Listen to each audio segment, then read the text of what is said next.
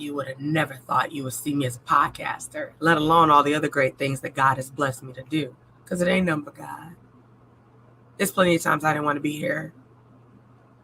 I attempted to take my own life 3 times. Because I was one of those people that felt like I can't do this. Too much. Right? When you put yourself in a space where you feel like I can't breathe. I can't tell anyone. I can't express how I feel because you're expected to be a certain way.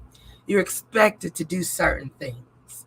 And then you're protecting people because you're raised or like if I do, then this will happen. And then you don't want to be responsible. You don't want the blood on your hands. But it's unfortunate that the victimizers don't see the victims that way. And in the midst of prepping for this show yesterday, because this is pre-recorded for today, I was watching a film on Netflix.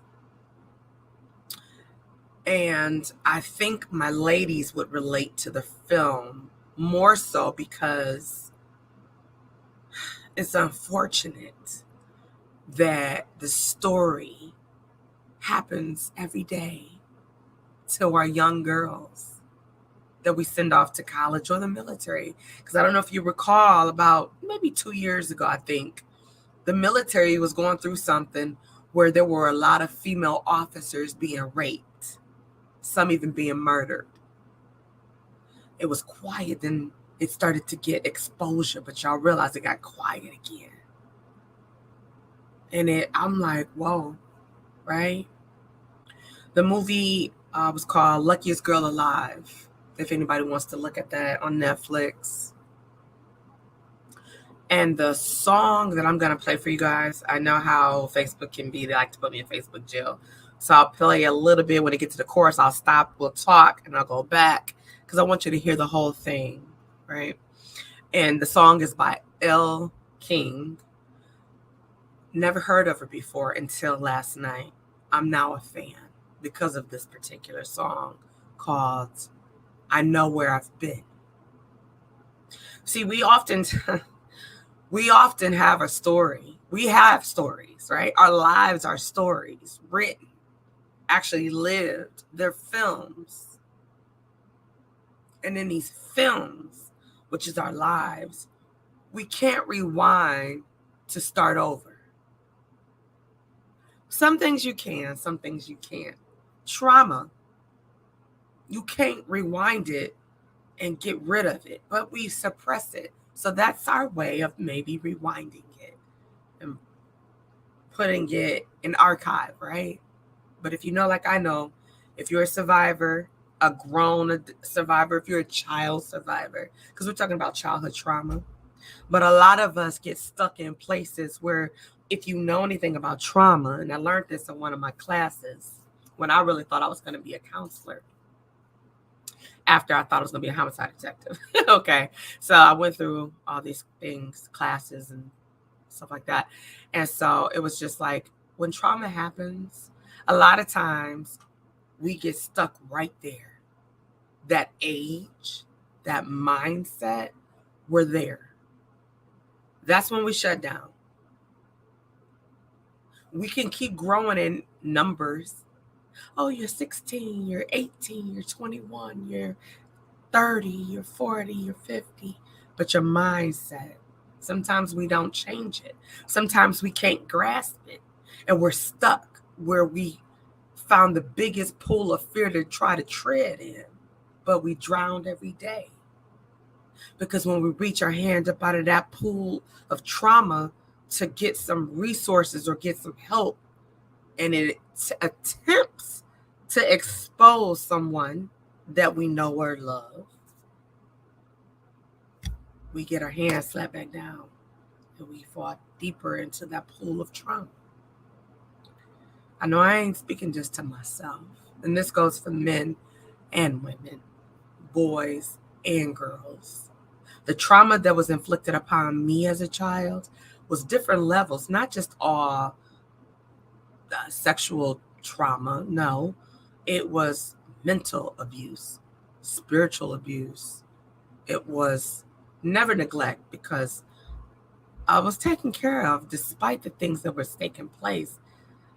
My parents knew nothing about it. But there's different levels that I went through. And as a child, to try to navigate, you don't want to expose people, or you feel like I can handle this, or I don't want to be the reason families break apart or families break up or someone goes to jail, or worse, someone gets killed. So you keep it and you try to figure it out. And that's a lot. That's a lot, ladies and gentlemen, boys and girls. That's a lot to pack and unpack. But imagine how much it is to bury it, right? You'd be living on top of a cemetery, right? So I'm going to play a little bit of this song until we get to the first chorus, and then we'll jump into a couple things, because I got a nice little show lined up for you tonight. I'm not going to hold you long. I'm not going to keep you long, but I am going to get into this. And again, this is pre-recorded, so unfortunately, you can't engage with me on this particular segment, but I'm going to be looking for the opportunity to connect, because I must do a live show. I've already reached out to my therapist friends and counselors, and they are ready to rock and roll.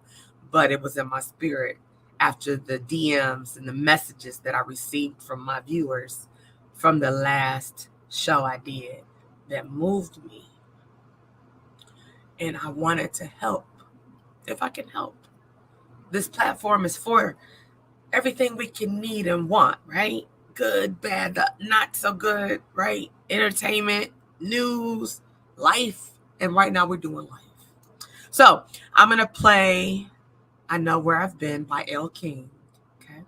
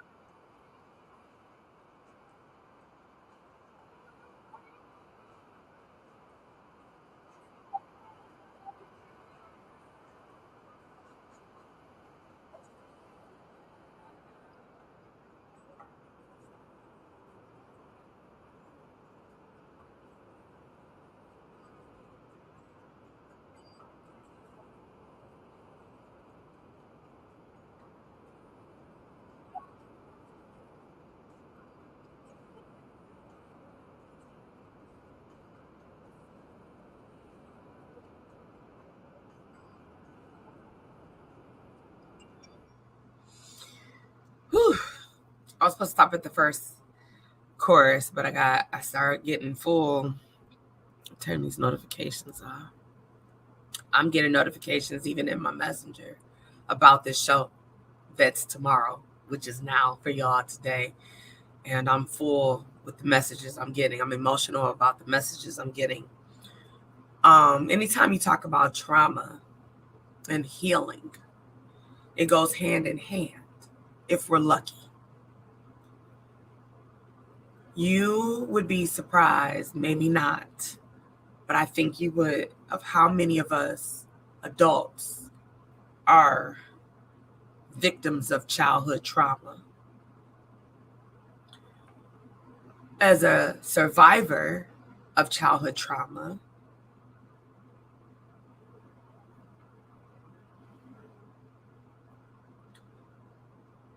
I tend to see it.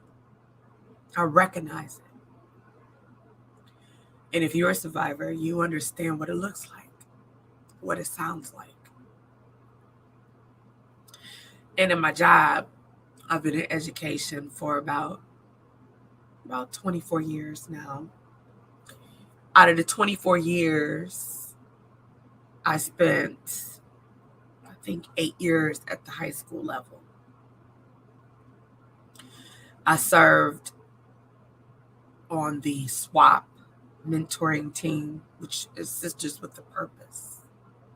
And when we say sisters, that doesn't mean like, oh, Black power, Black girl rock. Yes, we do. But it was sisters. If you have breasts, okay, you have a vagina, you are a sister. I don't care about the color of your skin. I don't care about what sex you choose and preference and all that. None of that. If you are built like me, you are a sister, right? And when I say built like me, I mean like, you know what I mean. Don't, yeah. Okay, so being a mentor, I dealt with all type of different young ladies. I heard all kind of stories. And then in my last 3 years of my role at the high school, I had the opportunity to work with seniors and our security team and things of that. And so I was privy to a lot of things and situations, and there was so much that was happening. It's a lot that kids deal with. A lot. So me being a boy mom, raising boys, 2 African-American boys, it's hard when all the other stuff start happening because it's trauma. It's traumatic when it's in the community, when it's in the media, but when it's in your community. Now, I thank God it wasn't in my community directly for my boys, but they got exposed because they started to see the trauma. So I'm going to pause you there, and we're going to jump into this. So, and I'm going to do some things. I'm going to be all over the place there. I got some notes, and then I got some computer notes. We're going to talk about 3 steps to help overcome childhood trauma. I know this is out of order, right? Because first, let me do this. Let me pause there. I must do this because some folks don't know what childhood trauma is. Some folks act like they don't know what trauma is. I'm like, what? Okay, so I don't want anyone to be misinformed. So let's get this. And this is from a counseling center. As a matter of fact, I'm going to drop this link here into the comments over here for those of you. I hope I can do this. Let me see. Hold on. Okay, there we go. That are watching tonight. Since we can't communicate. What, the Lifetime special? I can't do that? Hold on. I'm trying to give y'all this link. Now that disrespect is real. Let me see. I can't do nothing. I know the devil's a liar. What? Disrespectful. Maybe because I'm pre-recording, I can't. That's okay. Guess what? How can I do it? Oh, how can I do it? I want to leave this for you guys. Oh, let me see. I don't even know if I could do what I think I'm about to try to do. I'm going to create a banner, drop that link there, and I'll run that across the screen, and I'll end my link. Boom. Wait. Satan is a liar. I rebuke that. I bind that shit up. Come on now. There it is. So you would have to get that link if you want to get this information I'm getting. Because this is for you to look, okay? Y'all know this is TT from the D podcast. We ain't worried about all that. We're going to talk about this. So what's the definition of trauma?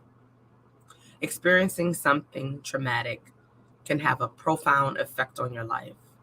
It changes the way you think, the way you feel, and experience life on a daily basis. The difficult part of defining trauma is that there's really an unlimited number of things you can experience as being traumatic. I said that. It's a lot. Okay? And the key to understand the definition of trauma is that it's not really about what happens to you that matters. It's how you experience that event that matters. Okay? Trauma is a very personal experience. How you remember an event can be very different from how everyone else or someone else experiences the very same thing. So you know how we all can experience, we can go through the same thing. Let's just say we were all physically abused. Well, my way of being, you could be Penny from Good Times. I'm dating myself. Okay. You could be Penny from Good Times when her mama used to burn her with the iron. Or you could be Farrah Fawcett from The Burning Bed. Her kids get slapped around a couple times because dad was enraged. Two different types of trauma. You could be Farrah Fawcett kids from The Burning Bed and witness your parents fighting, and that's trauma. Because of what they're saying, what it puts in their heart, what it drops in their spirit.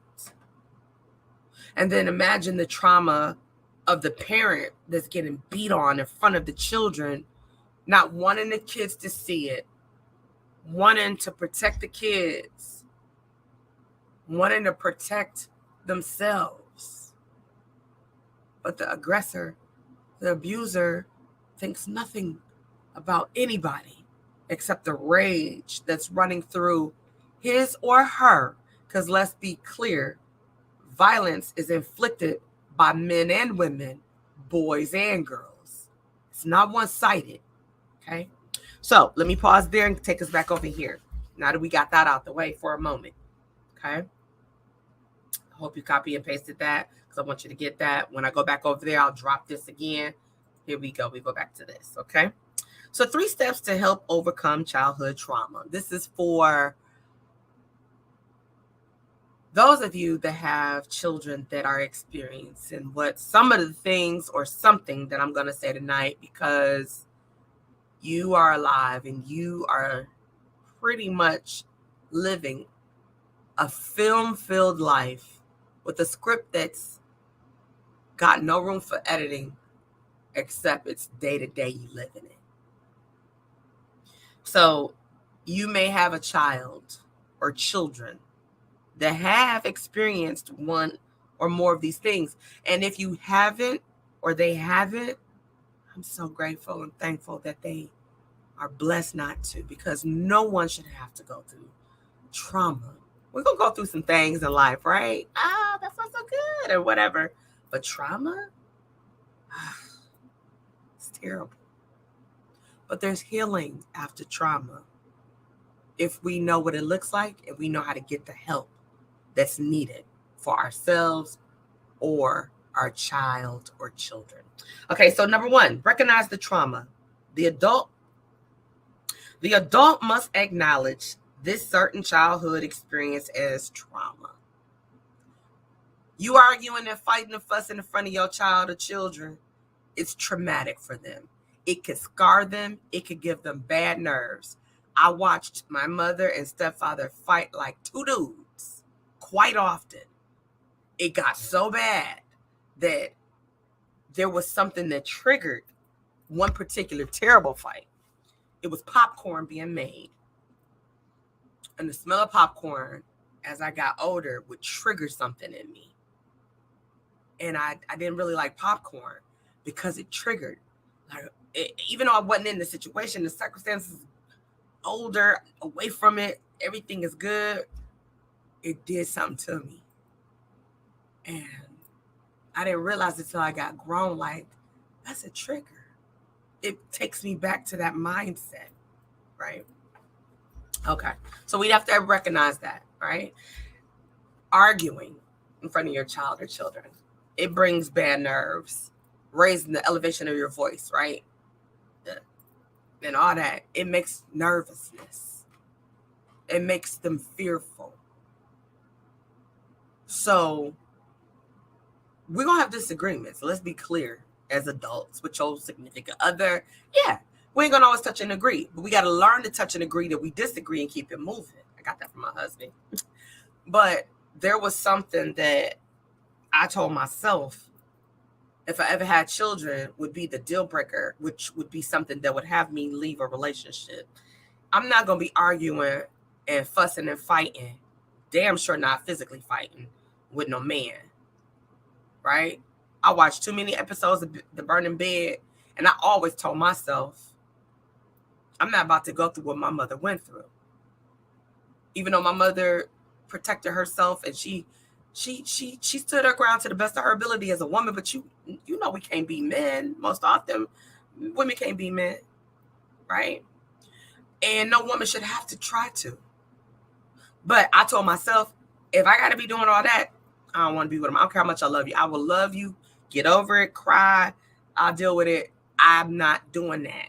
I done that as a child because I couldn't do anything about it. But as an adult, not doing that. Not freaking doing that. And if you are a childhood survivor from domestic violence from your family or whatever, and if you grew up and you thought like that's how we handle things, I've actually spoken with children in my years at the high school where this is how they dealt with things. This is what they learned. It's a learned behavior. I remember attending a funeral with my sister who had a friend who was in a domestic violence teenage relationship. And the girl ended up stabbing the boyfriend out of being fed up and just having such a traumatic experience. But I faulted the parents because they had meetings about putting their hands on each other and all that. And it was just like well, it's puppy love. They'll get over it. It's just, they got, first of all, I got 2 boys. Let me be clear. My sons know. Don't put your hands on no woman. Don't put your hands on no woman. Okay? Don't let no woman put their hands on you either, though. Because let me be clear about that. Some of y'all raising these bully ass girls and they coming up against young men who were raised not to put their hands on them. So they try to punk them out. Right? Y'all need to get these men acting girls that's in a relationship and teach your daughters to keep their hands to themselves, just like we teach our sons to keep their hands to themselves. Because a lot of times, and men don't report it. When I was in school learning about this, there's so many unreported domestic violent cases, even relationships. In the high school, there were couples, young teenage couples that were in domestic violent relationships, and it wasn't always the boys that was the aggressor. I couldn't believe it. I'm like, what? Let me be, look. I thank God my older son don't like loudmouth girls. Oh, thank you, Jesus. Because I made it very clear, and this is just me. Everybody hood rat to me, right? I'm going to be looking at who your mom and daddy is. They loud, ghetto, fabulous. I know, right? Can't. A lot. They like to have fun and they down to earth and it's cool. It's all good, whatever. But the apple don't fall far from the tree. You got to look at that DNA. Y'all better recognize and understand. I tell no lies. You better look at the DNA. Saying all that to say, we go through stages, and as parents that could have experienced trauma, we should be able to recognize it because it was happening to us. Something happened to us if we experience trauma. We know what it feels like. We know what it sounds like. And our kids go through so much in today's time. A lot of them will say, oh, I'm good. No. If they start to withdraw, that's okay. That's a whole nother thing. Pay attention. Open your eyes, ladies and gentlemen. Don't be so damn busy with your own life, living your best life, or working 9 to 5 or 25 hours a day trying to make money and ends meet. I get it. Some of us got to work 2 jobs, 3 jobs. I get it.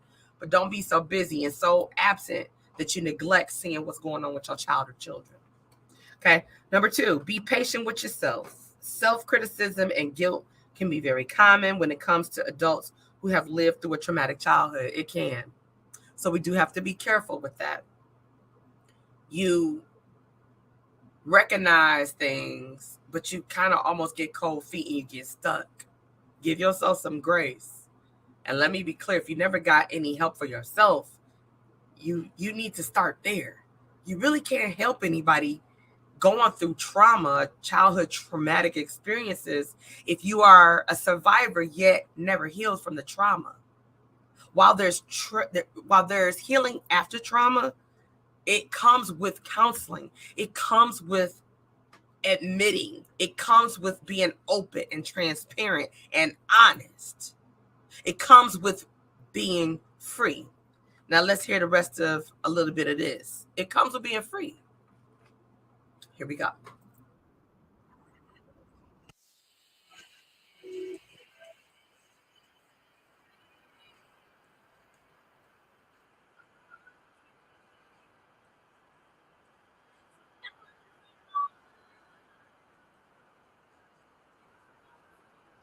I'm free.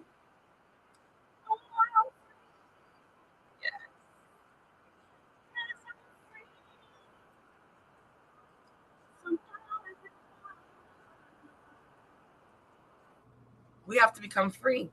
We imprison ourselves. I know because I did it for a long time.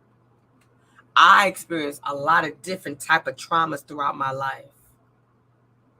Childhood, teenage, and adult. Different levels. My own inflicted prison stopped me from healing. I realized I missed out on a lot of happiness for myself because I was my own victim being a victim. That might not make sense to some of y'all. I didn't allow myself to forgive me like I was to blame.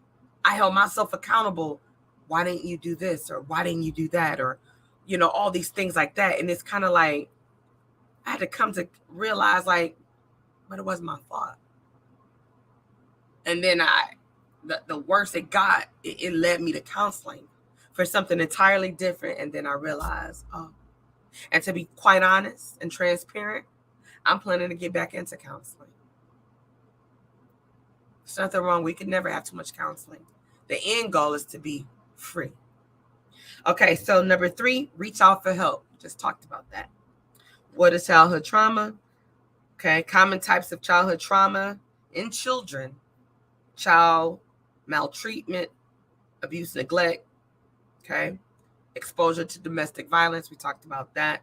Bullying. These kids are dealing with bullying. Oh my God. Elementary school, middle school, high school. You even got bullying in college. It's terrible. Some of y'all are raising these kids and y'all know they bullies. And you ain't doing nothing about it. You just as bad and you are to blame for their behavior as they are.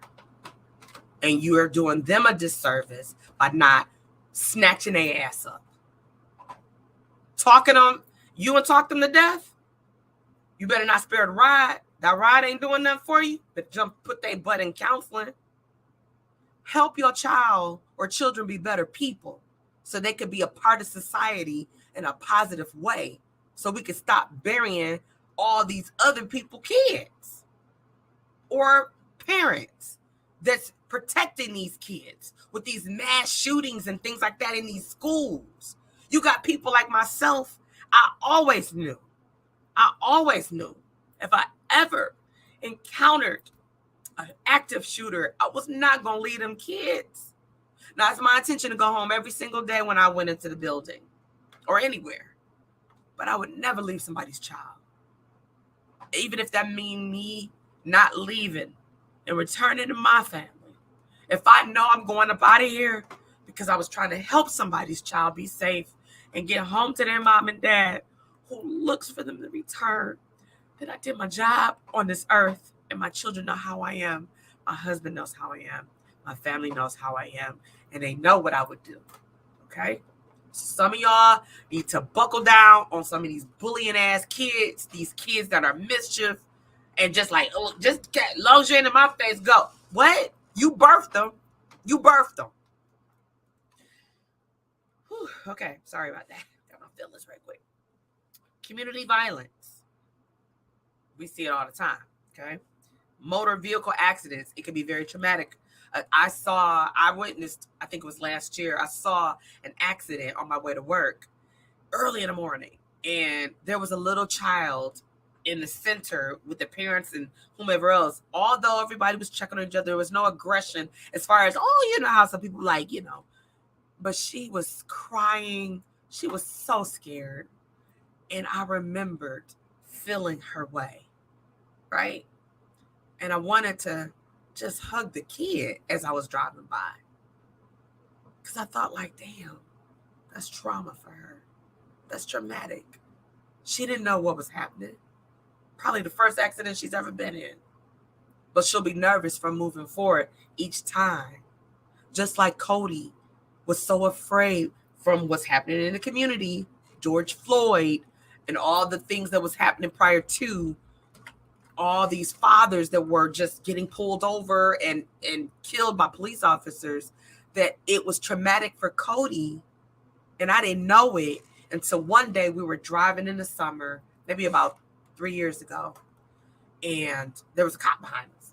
And we left, me and Swift, we laughing and talking. And I happened to look in my mirror and he back there tearing up. And I'm like, what's wrong with you? He was like, it's a cop behind Dad. I was like, okay. He was like, I don't want him to kill Dad. I don't want him to. I was like, what? I was like, no, it's not like that. And I talked to one of my good friends who's a cop. Shout out to Devin Benson. I asked him if he would talk with Cody. He was like, absolutely. I said, what's your uniform all about? I want him to see you in your uniform. I want us to pull up and him talk with you so he can realize every cop ain't bad, because they're not. You got good and bad people in every type of person you can see. Doctor, lawyer, judge, teacher, administrator, store clerk, gas station attendant, mailman, delivery. You get it, everybody. Good and bad. It don't matter what the title is, but when you are a child and you constantly see the same type of thing happening with the same type of people, it provides trauma. So I had to talk with Cody, like, no, I don't want you to get nervous. If we ain't doing anything wrong, and even if we get pulled over, we follow the law, right? Those people that caught it on tape, they was following the law too. You got your good and bad. And that's scary. I as an adult, I got pulled over probably about 3 years ago. One night, out with my girlfriends, we had a spa night, and we were at the salon or spa place where you could bring your wine and have your food and laughter, get our nails and just girls' night, just wonderful opportunity. It was raining. I left. I got pulled over. I wasn't even in my car 5 minutes. I got nervous. I called my husband, put him on speakerphone, put my phone down in my cup holder, because I didn't know what was about to happen. I knew that I was a Black woman, and it might have been longer than 3 years, because Janice Bland, Miss Bland, had ended up getting killed, right, by the cops or whatever. And I thought about her, and I was nervous, and I felt that. That was traumatic for me as an adult. You understand what I'm saying to y'all?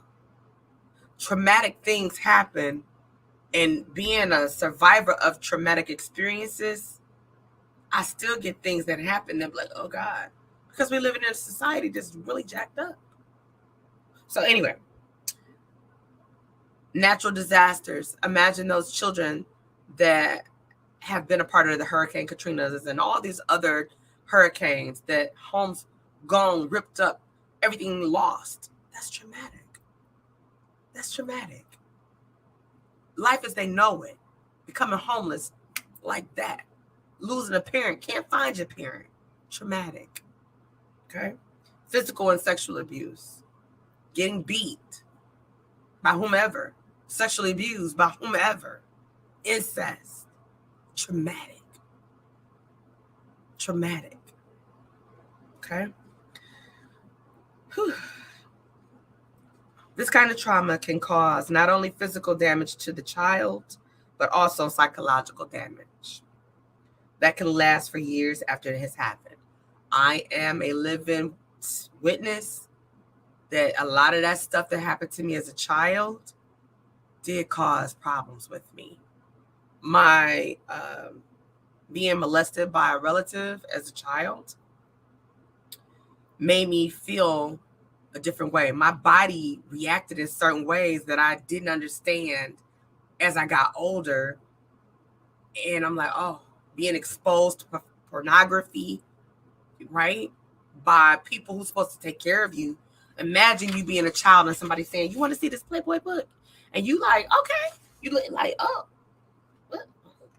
Oh, what is this? Like, oh, like I saw a penis when I was about in the book, right? I saw, well, before that, when I was, I had a relative that was just terrible. Showed me his penis, right? Someone my mother trusted around me, right? And it was just like, wow. And I was little. I didn't have no siblings. So I had to be between 5 and 6. Can you imagine that? So that shit's damaging. It's damaging. And as I got older, because other things happened too, it was just like, I didn't know if I wanted people to touch me. Like I thought, like, I'm not gonna be in a relationship. I don't want to be. Like I looked at grown men as you make me ill. I don't, I was in that mindset, like, Then I also thought, well, I want you to love me. So when I would be in my relationships that I felt was serious, I was looking for love and protection. So it's like, okay, well, if I'm kind and if I give all I got to give and I just show up and show out and just do everything and be the best, then they will be. But then it was just like, then these guys, not only were they not abusive, of course not, but they were cheaters. I'm like, am I not good enough? Like, what's wrong with me? So that's a whole nother trauma too.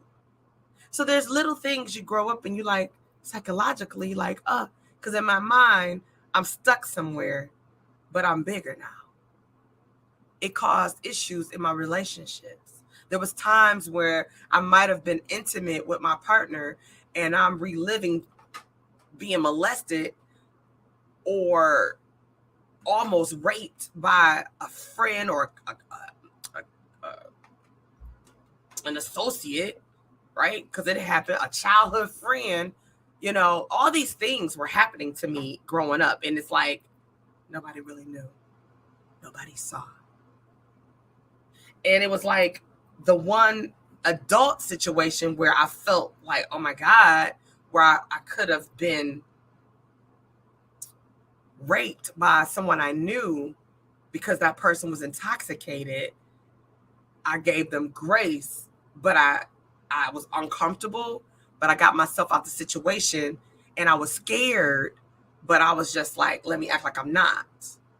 I also had a gun in my home at that time. So if it would have got like that, I probably would have shot my friend because it would have been a no, and you're not listening and you're trying to force yourself on me and no. And so I thank God that didn't work like that.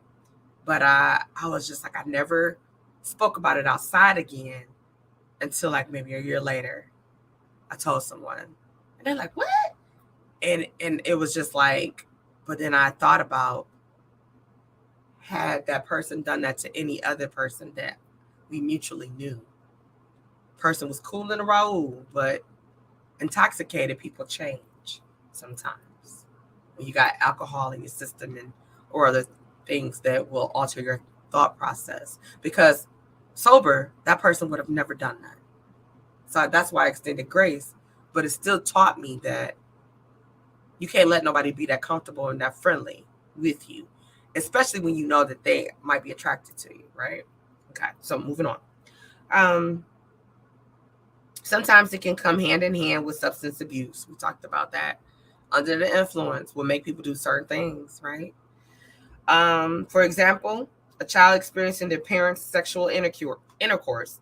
Okay, I don't feel like I am so against a child walking around in the house or a mother or father walking around in their drawers in front of their kid or topless if you're a mother. I got a problem with that. I have a problem with that. Dad walking around in his underwear. I have a problem with that. And I don't know if it's the trauma I experienced, but it's kind of like it's inappropriate. It's inappropriate because this your daughter or this your niece, that's your mother, that's your auntie, whatever, right? At the end of the day, let's not act like incest don't happen. Let's not act like you don't got fathers raping their daughters or their sons.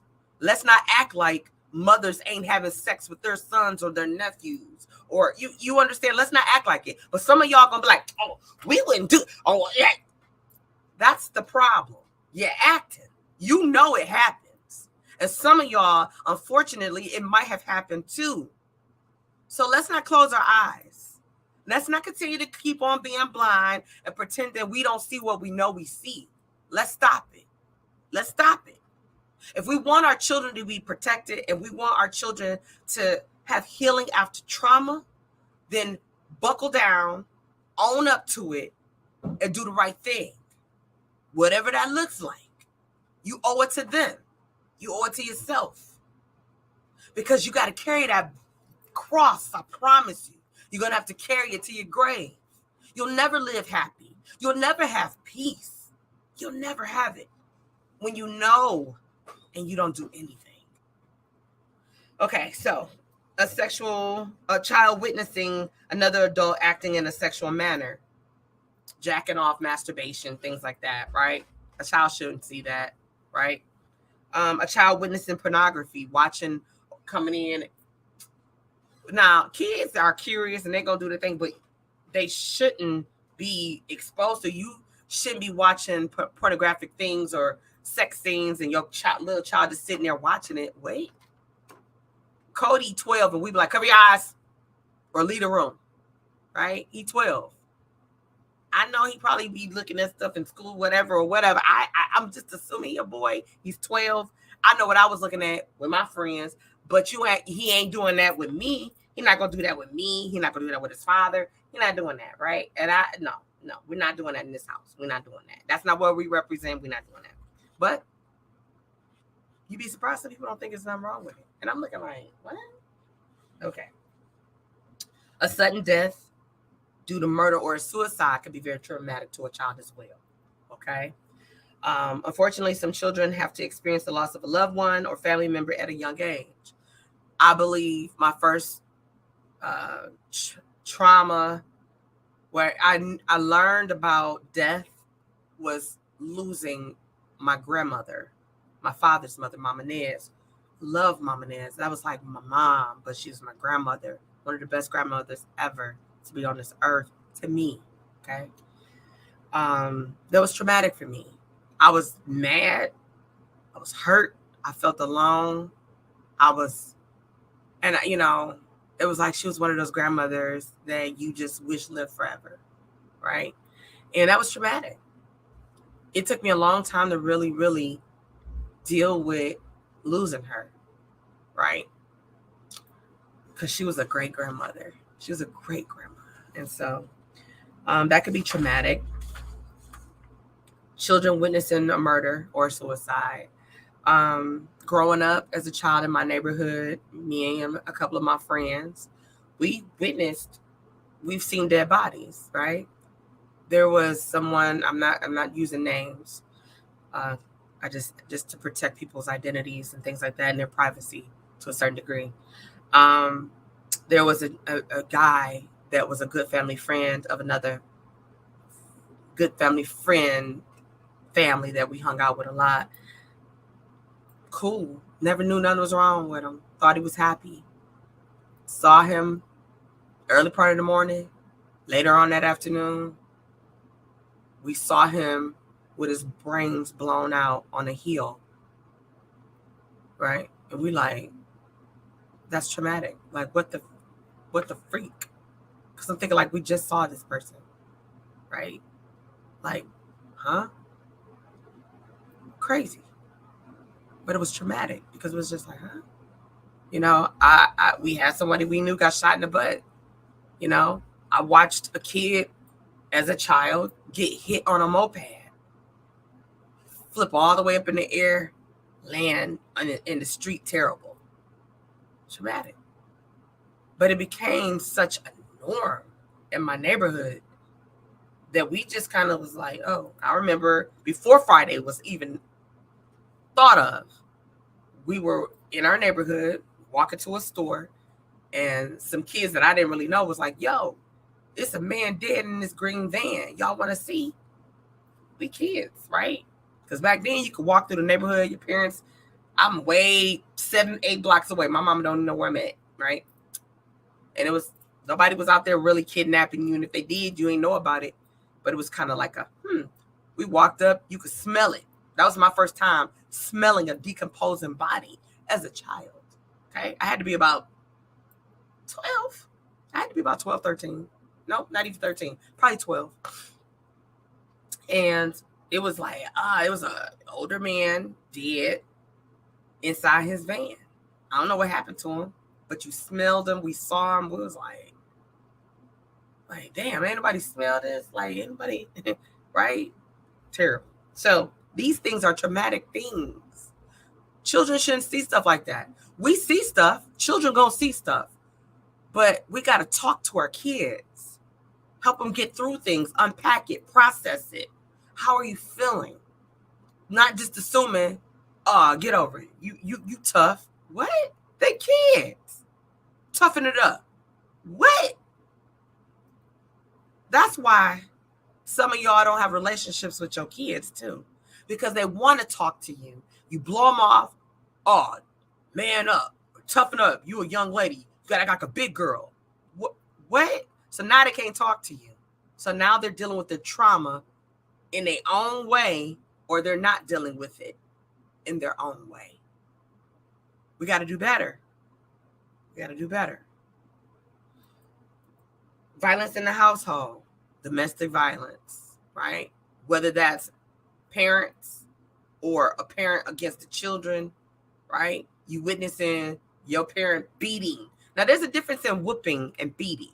Whooping, kids need whoopings. Every now and then, you need that ass tap. I just cussed. If you grieved, I don't know what to tell you. But every now and then, you need to be snatched up.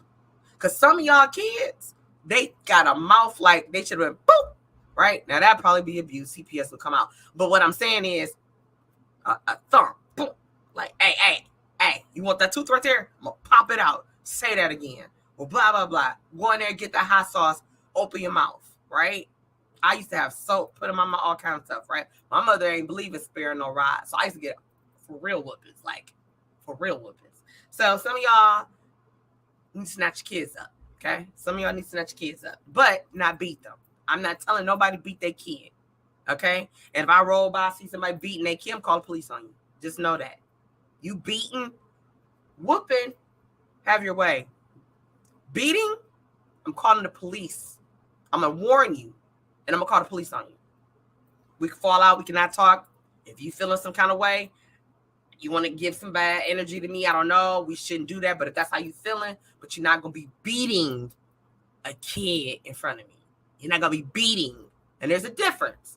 Whooping, spanking, beating. Y'all know what that looks like. We're not doing that last one. We're not doing that last one. Not in my presence. You're not. Okay. So I'm called police. Just know that. Okay. This happens when a child is exposed to a violent environment at home. And like I said, it could be physical, mental, emotional neglect, right? I talked about that a little earlier, neglect. We got to stop neglecting. You can't be so busy that you ain't got time for your child or children. You got to make time for them. Neglect other folks and things, but never your children or your child, okay? And if you got to be, I be on the go. God knows I be on the go, but I make time. I check in with my kids, even my 20-year-old. I send them text messages, have a good day at work, or how you doing, what you doing, you want something to eat, blah, blah, blah. Hey, how was school? I leave messages for Cody every single morning, whatever, even when he made me mad. I be like, I ain't leaving you on board. He be like, you gonna make me a board? I'm like, yeah, I'm making you a board. But so we just have to put that positive vibe into the atmosphere in our houses when we have children, or even when we don't. You are who you are. Sometimes we got to encourage ourselves. Okay. When you don't attend to a child's emotional needs, you're neglecting them. When you don't support them and make them feel safe and secure, you're neglecting them. Okay. Now you have to meet their basic needs, such as food, clothing, and making sure they can take care of themselves with hygiene, toothpaste, mouthwash, soap, girl stuff. If you a girl, y'all get it. Deodorant. I mean, come on. Y'all know. Lotion. Y'all know. Things, basic needs or whatever. Okay. I ain't telling you got to go out there and spend hundreds and hundreds of dollars on material things. well, he mad. She mad because I wouldn't get him these shoes. You better get them some Skechers or some pumpkin seeds. Okay. Some of y'all like pumpkin seeds. I'm dating myself. I'm 47, whatever. All right. Let me give here because I don't want to hold you too much longer. Just wanted to tap into this. Here go 12 very common examples of trauma. Some are going to seem redundant because we tapped into it, but I want to run them over again. And this is back to that. We're going to take this out. You can look for them yourself by copying and pasting that link or writing it down and jumping in. You can find exactly right now what I'm reading to you. What is the definition of trauma? It's going to give us 12 examples, right? Number 1, being verbally or emotionally abused. Number 2, being physically or sexually abused. Number 3, being neglected as a child. We talked about that. Number 4, experiencing spiritual or religious abuse. Ooh, let me say that one real quick. Okay, so you got some people that belong to, not calling no religion out, but certain groups where you force that belief that don't make sense to kids on them, and it makes them feel some kind of way. Okay. It happens when it's like you use that religion as control, okay, or to manipulate your child or children and make them feel some kind of way. You hide them, it's like you make them go through some things, and you may not even provide proper medical attention because of something like that. Okay. You might say, well, we're not getting no counseling because that's not what our church believe in, blah, blah, blah, yada, yada. Okay. Still a form of trauma. Okay. Woo. Number 5, being in an accident or a natural disaster. Number 6, being physically attacked or assaulted. Number 7, witnessing domestic abuse or violence. Number 8, witnessing bodily harm or death. Number 9, a sudden or violent death in your life. Number 10, witnessing community violence. Number 11, a fear of harm or high stress environment. Number 12, exposure to school violence, those gun shootings, bullying, and all those things. Now, here's a little fun fact for you. Not fun fact and hee ha ha, but fun fact that you can take this as bullet points. 1, move your body. Get your body moving to release endorphins and shift your body response. This is how to cope with triggers, or I should say, this is how to cope with triggered trauma memories. Okay, so let's go back. Number 1, move your body. Okay, get your body moving to release endorphins and shift your body's response. Number 2, use grounding techniques. Bring yourself into the present by getting in touch with your senses. Remember how I said earlier, sometimes you get stuck back there where you go back into the mindset. I had a trigger. I would smell popcorn. It's like, okay, I'm in the now right now. I'm not back then. I ain't got to worry. I'm safe, right? Get yourself back into what's going on in today's time to get yourself out of that mindset. Number 3, go outside. This is a great place to apply grounding techniques. Breathe in the fresh air, breathe out. Sometimes you can leave a situation, circumstance, and walk away. Get in your car, get on your bike, roller skate. I don't care what it is. Call an Uber, Lyft, friend, somewhere. Walk. Take a bus, cab. Get yourself separated, okay? Number 4, practice cozy self-care. Draw a warm bath. Put on your comfortable jammies. Light a candle. If you like to have a glass of wine or a cup of tea or coffee, ice water, whatever that looks like, do that. Okay. Number 5, let emotions be. Allow yourself to process the emotions with patience. Don't act like what you feeling ain't happening. Teach your children to tap in. Teach them to say, acknowledge how you're feeling. I want you to acknowledge how you're feeling so I can help you work through that. Okay. Number 6, try tapping. That used to work for me. It doesn't really work for me, but it could work for you. Could work for your child. Try tapping. It calms your anxiety. It builds self-acceptance and draws awareness to your sense. When I have anxiety when I'm driving, I will tap. I'll tap my leg. I'll tap the gift shear or the shift gear. I'll tap that or whatever. I tap, if I can't tap my foot, I do tap. I don't like to, but I do. And the last one is get support. Having a sense of community is essential to avoiding falling prey to isolation. We don't want to isolate ourselves. That is why I feel a lot of people will end up leaving this life end up leaving this life because they isolated themselves and they can't talk to anybody. They had nobody.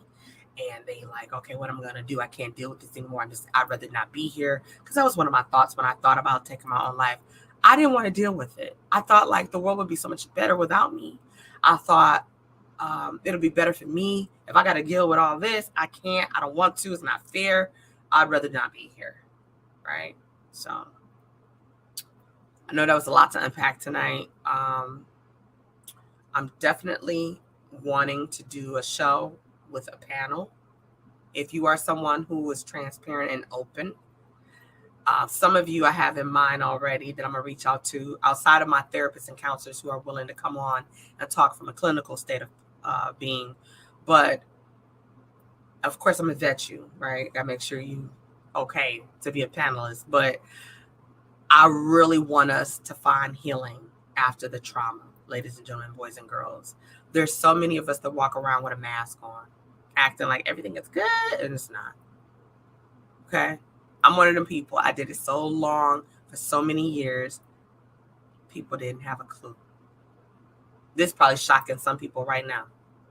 Right? I smile a lot, but I also cried a lot. I don't want anybody to be hurt. That was growing up. I'm grown. So my perspective on things now is I'm going to handle things a little bit different. It wouldn't work out in those people's favors anymore. And the mindset I got now, it wouldn't work out for them.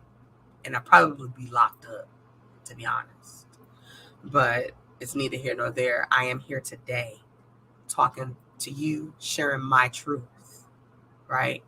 And there's so much to unpack. There ain't enough time, right? So with that note being said, I hope that you guys will tune in next week for Tap In Tuesday. I'm going to have an actor on my show who's been doing a lot of things locally and now getting ready to do things nationally. Very excited about this young man. I actually had an opportunity to work on a project with him. I was in a movie that he was in a couple years ago that was written, produced, and directed by a mutual friend of ours. Shout out to Jason Clayton. The movie is Count Time. I got in that movie with my husband as well, Swifty McVeigh.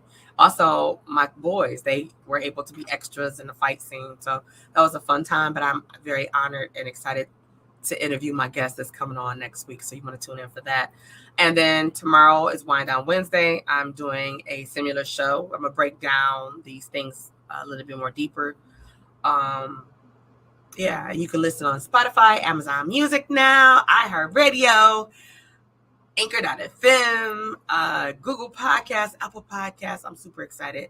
Thank you to all the listeners that do tune in. I'm grateful for you guys. And thank you to all the viewers that tap in. I'm grateful for you guys too. My show wouldn't be what it is without you. I'm grateful. I hope that there was something I said tonight that moved you towards healing, something that moved you as a child trapped in an adult's body towards healing. I hope that if you are a child, that you are encouraged, that you will reach out to someone. If you don't feel comfortable talking to your parent or parents or an adult in your family, there's counselors in your schools. Just know that you are not alone. Know that you should not be ashamed. You should not be embarrassed. Hurt people, right? Understand that. Know that you are beautiful, you are precious, and you deserve to be happy and loved and protected. And perhaps things happen to you because eyes weren't open. And my eyes are open, but sometimes our eyes are not always open. And I love my people. One of my biggest fears as a parent, and even though I got a boy or boys, I'm a boy mom, was that somebody would try to molest my boys. And let me be clear, I would kill you. Ain't no pressing charges on that. I could sit, they say people love to incriminate themselves. Well, that would be what that would be, because I don't think so. It's too much going on out in the world. Too many people that you can do that. You don't need to be out here molesting people, children, right? But hurt people. A lot of times, molesters were molested themselves, right? They're stuck, right? They need to be healed. I pray for them too, right? I pray for them too, because sometimes they don't know why they do what they do. It's a sickness. It's a sickness, right? But for every survivor, you were once a victim, but you're a victorious person because you're still here. And for all of our victims that didn't make it, that couldn't do it any longer, they are victorious too. They're victorious too. They just didn't get to tell their story. But for every victim that becomes a survivor, there is healing. You connect yourself to someone else. You're not the only one. You're not the first one. And it's so unfortunate. You won't be the last. But we got to start somewhere. We got to start somewhere, ladies and gentlemen. Why not start here? Acknowledging, seeking, and getting that help you need so you could be free. All right, I'm going to finish this song and I'm going to let you go.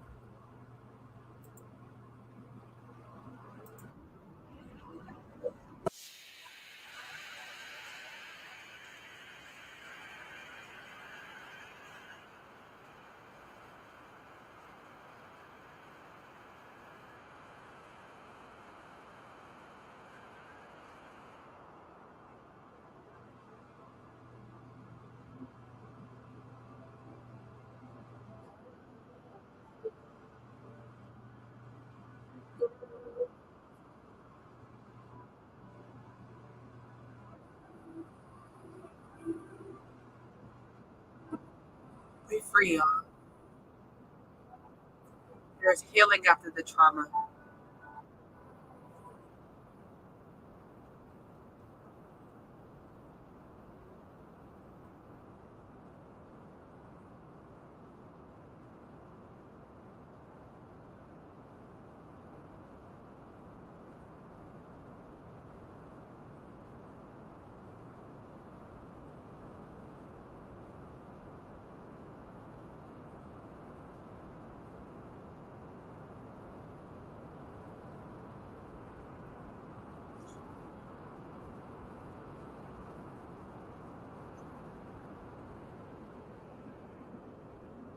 You could be free too.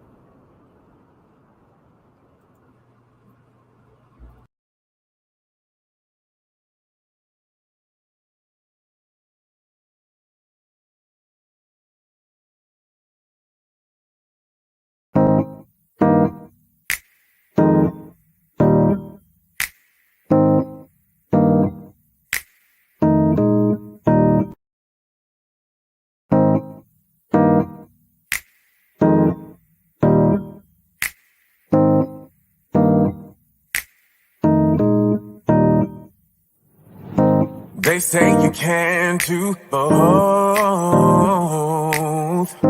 You be up on TV, then singing them songs you wrote.